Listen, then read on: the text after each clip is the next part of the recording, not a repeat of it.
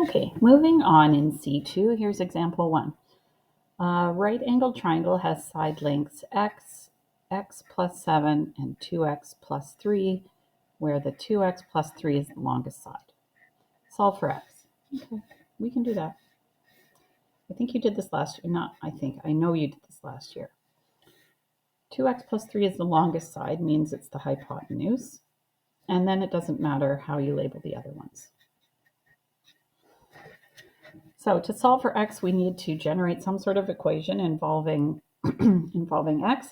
And since we have a right-angled triangle, it would be most direct and obvious to use Pythagorean theorem. We know that one side squared plus the other side squared equals the longest side squared. So let's do that. X squared plus x plus 7 squared has to equal 2x plus 3 squared. All right, let's clean it up. X squared plus, now we did practice expanding square binomials in one step. So x squared plus 14x plus 49 should be okay with you at this point. Same with 4x squared plus 12x plus 9. Okay, so here we have a quadratic. As you know, all quadratics have to be set to 0 to solve, unless they only have one x in it. But clearly we have x squareds, we have single x's, so obviously we have to set it equal to 0. I have more x squareds on this side, and I like my leading coefficient on my squareds to be positive, so I'm going to move everything to the right. 4x squared minus this one leaves me with 2x squared on this side. 12x minus 14x when it comes over is going to be negative 2x.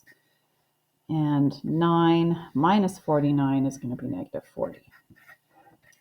It's nice and tidy. We can factor and try to solve, or we can do quadratic formula. These numbers are very manageable. I'm going to see if I can factor. Common factor first, always. Look on the sideboard at the top, you'll see common factor. Don't forget that part. Because wouldn't you rather think of two numbers that multiply to negative 20 and add to negative 1 than two numbers that multiply to negative 80 and add to negative 2? Common factoring makes your life simple. Okay, so two numbers that multiply to negative 20 and add to negative 1. Is this simple or complex? Simple, you said. Excellent. All right, so two numbers that do that are negative 5 and positive 4. Let's see, negative times positive is negative, 5 times 4 is 20, that way works. And negative 5 plus 4 is indeed negative 1. Perfect. And because it's simple, I can just drop these in. And there you go. So to solve for x, we're multiplying three things together, and we're getting 0. The only way that can happen is if this one is 0 or this one is 0. This one is never going to be 0. So this 0 is not the 2's fault. But it might be the x minus 5's fault. Let's see.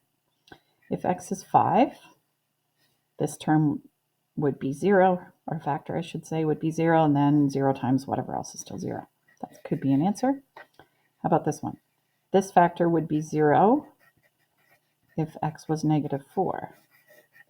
Okay, if x is negative 4, this becomes 0 times, who cares what all this is, it's still 0. However, we have defined x as the side length of a triangle, and we know for sure that a side length is never negative, so you can toss this one. Therefore, the only answer for x is 5.